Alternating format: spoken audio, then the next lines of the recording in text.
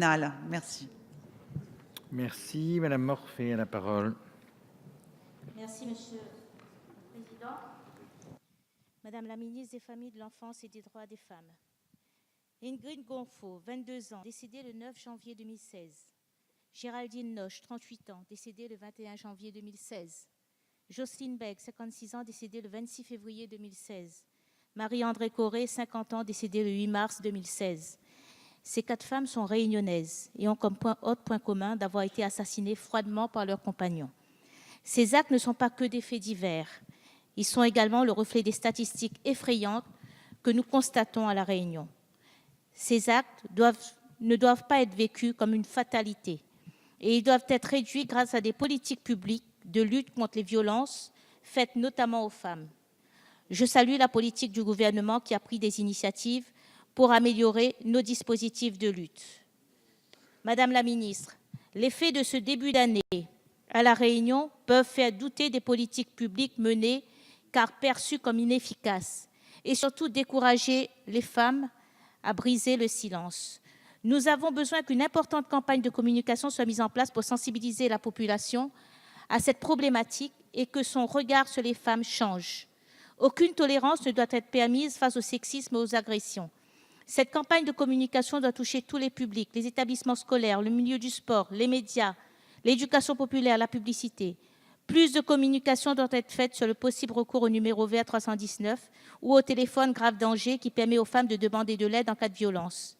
Il faut que les mains courantes et les plaintes déposées au commissariat soient mieux prises en compte, ce qui n'est pas actuellement le cas, et que celles-ci soient saisies par la justice pour que les femmes aient le sentiment que l'État les protège lorsque leur corps, leur intégrité physique, leur dignité sont atteints.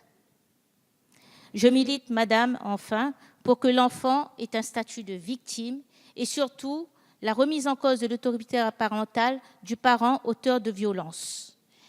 Alors, madame la ministre, pouvez-vous nous aider à mettre en place cette campagne de communication dans nos territoires? Je vous remercie. Merci, mes chers collègues. Madame la ministre, vous avez la parole. Madame la députée Monique Orphée, les chiffres terribles que vous nous indiquez sur le nombre de meurtres de femmes déjà commis dans votre département depuis le 1er janvier ne doivent pas nous faire douter des politiques publiques. Au contraire, au contraire. Et en matière de lutte contre les violences faites aux femmes, malheureusement, les résultats ne viennent pas aussi vite. Les Espagnols en ont fait cruellement l'expérience que les politiques publiques se mettent en œuvre. Et il faut au contraire soutenir et renforcer les politiques publiques quand les chiffres sont aussi dramatiques que ceux que vous indiquez.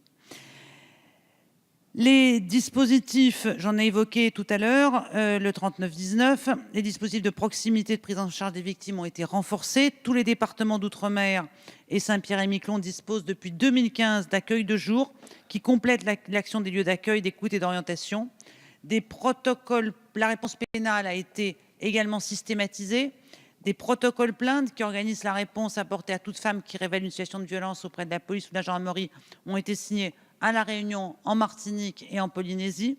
Le téléphone grand danger est actuellement expérimenté à La Réunion. Il y en a 15 qui sont actifs actuellement, 8 en Guadeloupe. L'expérimentation sera lancée prochainement en Martinique. Et nous observons des avancées notables en la matière, notamment dans votre circonscription de La Réunion, Madame Orphée. L'augmentation des dépôts de plainte de 35% depuis 2007. C'est un chiffre encourageant. Plus les femmes portent plainte, plus elles parlent, mieux on peut les accompagner. Augmentation de 25% du nombre de femmes hébergées entre 2013 et 2014. Près de 500 femmes accueillies dans les 2 accueils de jour en 2014. Nombre de mesures de protection prises en matière civile pour protéger les femmes victimes de violences a été multiplié par 3 depuis 2011. Je veux dire aussi qu'en matière de statistiques, et je dirais un mot aussi à l'attention de Madame Coutel, les enquêtes sont indispensables et j'attache particulièrement d'attention à la future enquête Virage qui pour moi est la seule enquête fiable sur le plan statistique qui nous permettra de disposer d'indicateurs utiles. C'est pourquoi le ministère des droits des femmes a très largement contribué à son financement. 1 million d'euros entre 2014 et 2015, c'est une grosse somme. Et dès 2015, avec le ministère chargé des DOM, nous avons apporté notre soutien financier à l'INEP pour engager une phase exploratoire et préparatoire de l'enquête virage dans les départements de La Réunion et de la Guadeloupe. Là aussi, des financements supplémentaires seront mobilisés pour que l'enquête virage soit effectuée dans vos départements. Cette phase préliminaire permettra de réaliser un état des lieux des connaissances et d'adapter le questionnaire métropolitain au contexte ultramarin. Elle est en cours, elle se poursuivra sur l'année 2016. Vous le voyez, le gouvernement est attentif à ce que les territoires ultramarins soient mobilisés et que la politique publique que nous menons soit déclinée et, s'il le faut, adaptée aux territoires ultramarins et aux femmes qui subissent des violences.